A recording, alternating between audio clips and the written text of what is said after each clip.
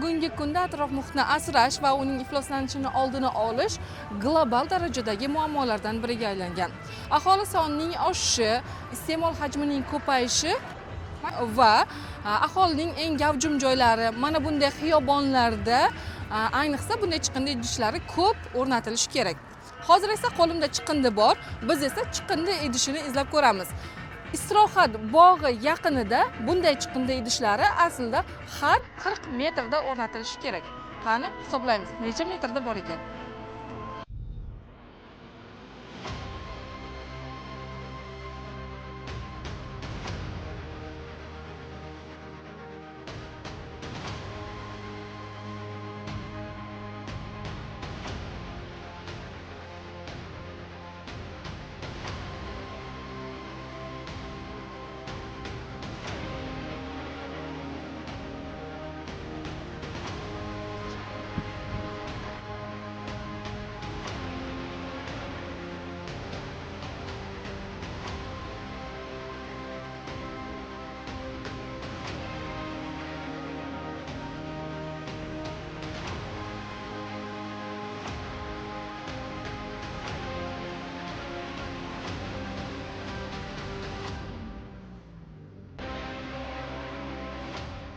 Chiqindi idishining hammasi mana shu yerda ekan.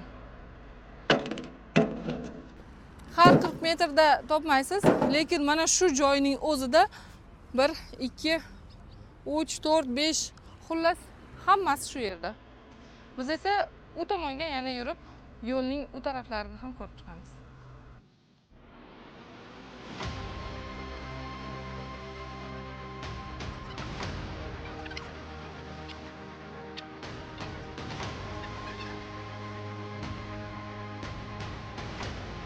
Sariq chiziqlar yo'qligiga e'tibor bermang, bu yer piyodalar o'tish yo'li.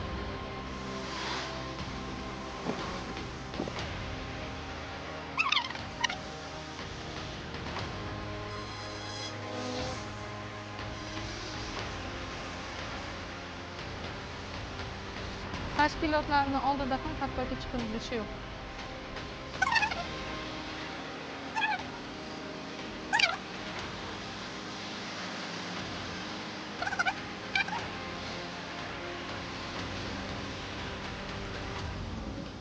Maishiy xizmat ko'rsatish nuqtalari bu yerlar. Bu yerlarda ham chiqindi idishlari. Menimcha chiqindi idishini topdim. Lekin u mana bunday ahvolda ekan. Bu yerga bizni olgan chiqindimiz menimcha sig'magan ham bo'lardi. Yetti tashla, musul axlat yo'q. Hammasi chiqadi, ishga ketguncha faqat ariqni ichiga tashlaydi. Bunday qilmaydi, bunday qilmaydi. Bu yerdan hokim o'tadi bu ko'chada, bunday qilmaydi. Sotib olgan ko'changiz. Xuddi mana shu yerga yetganda biz chiqindi idishini topdik. Ko'rib turganingizdek, har 40, 50 yoki 100 metr masofada bunday chiqindi idishlarni topish amri mahol.